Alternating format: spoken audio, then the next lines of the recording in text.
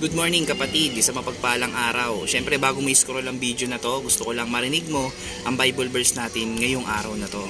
Sabi sa Kawikaan chapter 16 verse 3, ipagkatiwala mo kay Yahweh ang lahat ng iyong gagawin at magtatagumpay ka sa lahat ng iyong mga layunin. Ayan, syempre alam naman natin at palagi natin dapat gawin na ang sentro ng ginagawa natin ay tanging siya lang.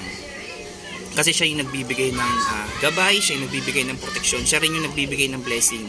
Di mo man sabihin kapatid, di mo man aminin, sabihin man ng iba na dahil sila yung may gawa, sila yung gumawa, sila yung physical na gumawa. Pero sa Diyos pa rin galing ang kalakasan natin. Tandaan mo na kung wala ang Diyos, wala tayo. Hindi tayo malilika, tanging siya lang naglikha ng lahat.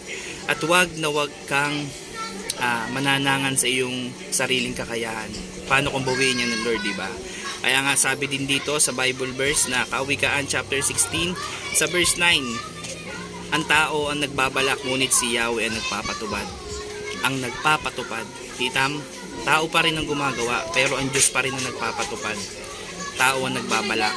Tatandaan natin yan ha. Sa Kanya natin iyatang ang lahat.